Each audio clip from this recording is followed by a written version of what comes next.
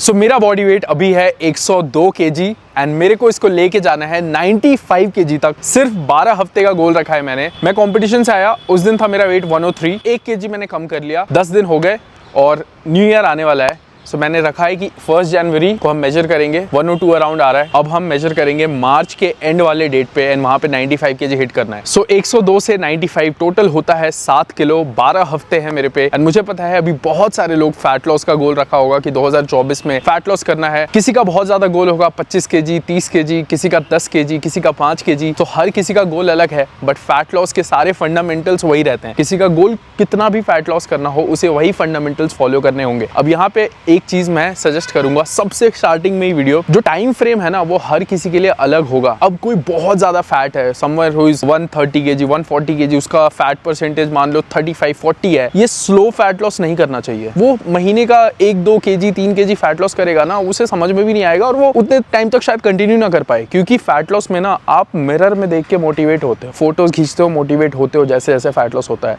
तो motivation is a very high, like I will say कि is a category जो चाहिए फैट लॉस में। तो मोटिवेशन बहुत ही जरूरी है फैट लॉस में, मुझे लगता है। इसीलिए मैं सर्च करूंगा जो बहुत ज्यादा फैट परसेंटेज जिनका ज्यादा है, 25, 30, 35, उनको महीने का 4, 5, 6 केजी टारगेट करना चाहिए। उनको कोशिश करनी चाहिए कि 5-6 महीने में वो कम से कम 15-20 केजी लूज कर लें। और जो मेरे जैसे लोग हैं, अब मेरी बॉडी फैट परसेंटेज होगी 17, 18, 19 और वो कोशिश कर रहे हैं 11-12% रीच करने की, उनको उतना स्पीड नहीं करना चाहिए जैसे कि मैंने अभी महीने में 2-2.5 केजी का गोल रखा है। क्योंकि अगर मैं बहुत ज्यादा जल्दी फैट लॉस करूंगा, स्ट्रेंथ भी जाएगी, मसल लॉस भी होगा बहुत ज्यादा, जो कि मैं नहीं चाहता। टिपिकली मैं स्ट्रेंथ लॉस नहीं चाहता, क्योंकि मैं चाहता हूं कि जब मैं 11-12% पे हूं तभी भी थोड़ी बहुत तो अच्छी लिफ्टें हों। माय गोल इज कि मैं 95 केजी पे जाके अपना, अभी मैं एसबीडी बहुत कम कर रहा हूं, हफ्ते में एक बार कभी मन होता है तो कर लेता हूं, बिकॉज जरूरी नहीं है स्क्वाट बेंच डेडलिफ्ट करना बॉडी बिल्डिंग के लिए। मूड होता है तो कर लेता हूं, अच्छा लगता है। तो अभी मेरा बस ऐसा है कि ना मैं 95 केजी चले जाऊं, फिर देखते हैं कि कितनी गिरी है। आपको भी समझ में आ जाएगा कितनी स्क्वाट बेंच डेडलिफ्ट गिरती है, चेक करेंगे 3 महीने बाद। I would still think squat somewhere around 240 हो, बेंच 170, 165, डेडलिफ्ट 270।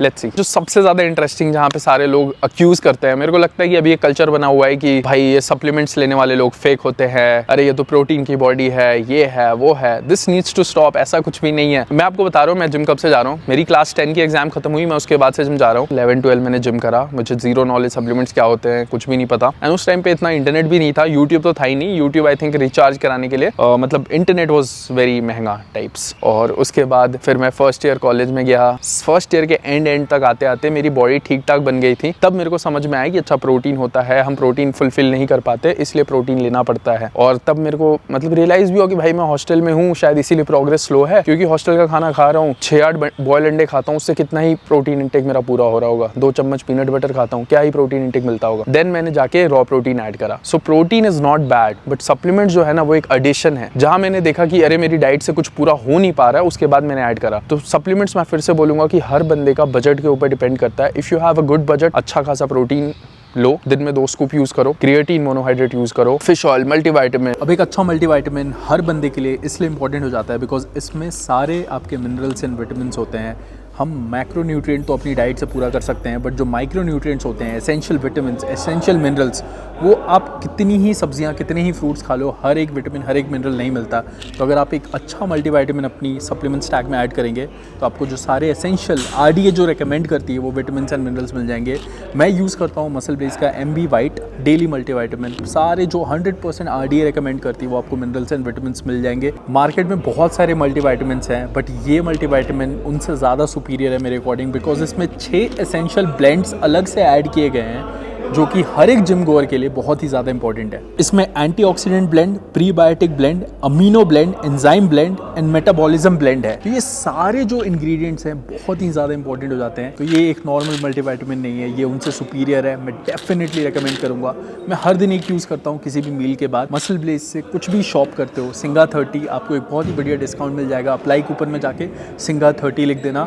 इसका मैं लिंक अपने डिस्क्रिप्शन बॉक्स में ऐड कर दूंगा, वहाँ से इसको ज़रूर चेकआउट कर लेना। सो गाइस, ये मेरा पहला कट नहीं है, मैंने इससे पहले भी कट करा हुआ है। अब इसके लिए, इस वीडियो को बनाने के लिए ना मैंने कुछ स्क्रिप्ट बनाई है, ना मैंने कुछ लिखा हुआ है। मैं बस जो चीज़ें मैंने फटाफट चेंज किया, क्योंकि पावर लिफ्टिंग में कुछ और हो रहा था, अब फैट लॉस है तो अब कुछ और हो रहा है, तो वही सारी चीज़ें मैं शेयर कर रहा हूँ। सबसे पहली चीज़ जो मैंने करी है वो है ऐसे स्नैक के ऑप्शंस मेरे आसपास रखना जो बहुत ही लो कैलोरीज हैं। क्योंकि देखो, फैट लॉस में एक ही चीज़ हमें हराती है, वो है हमें भूख लगता है, हम 4 बिस्किट खा लेते हैं, थोड़ा सा गुजिया खा लिया, कुछ भी खा लिया, घर में कुछ भी जो है स्नैकिंग के लिए ऑप्शंस, मिक्सचर है, वो हम खा लेते हैं। वही चीज़ को अवॉइड करना है तो हम फैट लॉस कर पाएंगे। लो कैलोरी स्नैकिंग ऑप्शंस आपके पास होने चाहिए। सबसे पहले आते हैं मखाने। मखाने बहुत ही लो कैलोरी होते हैं, अगर आप इतना भी खा लोगे तो आपको बहुत कम कैलोरी मिलेगी। उसके साथ साथ आपके घर में, आपके फ्रिज में ऐसे फ्रूट्स होने चाहिए, ऐसे फल होने चाहिए जिसमें बहुत कम कैलोरीज है। जैसे कि मैंने अभी अपने घर में पपीता बहुत रख दिया है। पपीता बहुत कम कैलोरीज होती है, आप इतना पपीता खा लोगे आपको 200 कैलोरी मिलेगी, भूख भी मिट जाएगी। उसके साथ वाटरमेलन, ऑरेंज, ग्रेप्स, तो ये ऐसे फ्रूट्स हैं जो आप इतना भी खाओगे भूख भी मिट जाएगी और कैलोरीज के नाम पे सिर्फ 200-300 कैलोरीज बॉडी में आएगी। क्योंकि फैट लॉस कैसे होता है, जो हमारी मेंटेनेंस कैलोरीज है उससे हमें 200-300 कैलोरीज कम खानी है। फैट लॉस का बेसिक यही है कि ये मेंटेनेंस कैलोरीज है। जैसे अभी मेरा मेंटेनेंस कैलोरीज आ रहा है 3400 के अराउंड, एंड मैं 3100 की डाइट फॉलो कर रहा हूँ, तो 300 कैलोरीज का डेफिसिट किया है, एंड ओवर द टाइम इससे ही फैट लॉस होगा। अब जैसे जैसे मेरी मेंटेनेंस भी कम होते जाएगी एंड कैलोरीज भी धीरे धीरे घटाना पड़ेगा, और लास्ट वीक तक शायद 2200-2300 कैलोरीज खा रहा हूँ। तो यही है कि आपके पास, आपके घर पे ऐसे ऑप्शंस होने चाहिए जो आप इतना खाओ लेकिन कैलोरीज बहुत कम मिले। और उसके साथ साथ प्रोटीन इंटेक तो बिल्कुल हाई रखना है। प्रोटीन ही एक ऐसा मैक्रोन्यूट्रिएंट है जिसका सैटिएटिंग इफेक्ट होता है बॉडी पे। सैटिएटिंग इफेक्ट का मतलब है कि वो आपको लंबे टाइम तक भूख नहीं लगने देगा। नॉन वेजिटेरियन हो, एग्स, फिश, चिकन, वेजिटेरियन हो, सोयाबीन, पनीर, टोफू, दही, तो ये सारी चीजें आपको प्रोटीन इंटेक बहुत ही ज्यादा रखना होगा, बिकॉज आपको लंबे टाइम तक भूख नहीं लगने देनी है अपने। जैसे मेरा बॉडी वेट अभी 102 है, मेरा प्रोटीन इंटेक है अभी 210 ग्राम। ऑल्सो मैंने एक चीज देखी हुई है कि अपने देश में जैसे ही कोई बोलता है कि मेरे को फैट लॉस करना है, वो चावल बंद, रोटी 4 खा रहा होता है तो फटाफट 1 रोटी पे आ जाता है, सैलेड पे आ जाता है। अगर आप इतना अपने आप को रेस्ट्रिक्शंस डालोगे, मतलब बॉडी बिल्डिंग क्या है, ये एक लाइफस्टाइल है। ये ऐसा तो है नहीं कि ठीक है फैट लॉस हो गया, 10 kg कम हो गया, उसके बाद उसको मेंटेन करने के लिए क्या पूरी जिंदगी सैलेड ही खाते रहोगे, तो दैट्स नॉट पॉसिबल ना। आपको ऐसी डाइट देखनी है जो पूरी जिंदगी चल जाए, पूरी जिंदगी आप खाते रहो और एस्थेटिक बॉडी मेंटेन रहे। तो ये आपका गोल है, इसीलिए कभी भी ऐसी डाइट मत फॉलो करो कि अचानक से पूरी कैलोरीज ड्रॉप कर दी, अचानक से दिन में 1 घंटा कार्डियो करना शुरू कर दिया, सुबह 2 घंटे पैदल चलना शुरू कर दिया। ये सब नहीं करने की जरूरत है। अभी तक मैंने कोई हार्ड कार्डियो ऐड नहीं किया है, जैसे कि ट्रेडमिल पे 1 घंटा 1.5 घंटा देना। मैं हर दिन वर्कआउट करता हूँ, वर्कआउट के बाद 15 मिनट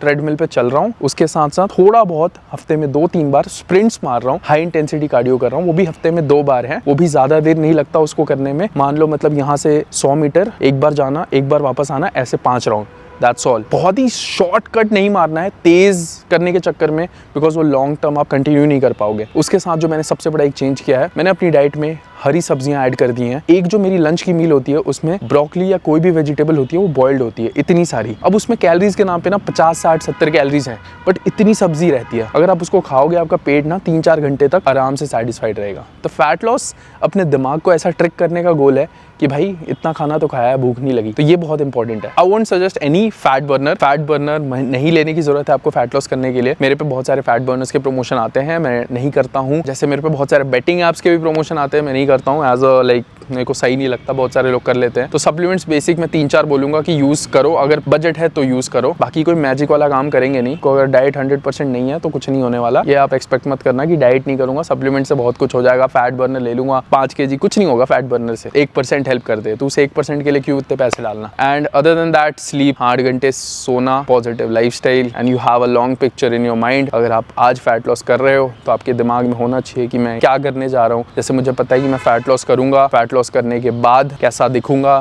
डेली मैं यही सोचता हूँ। So all this keep in mind. Thank you so much for supporting, love you all, bye, take care.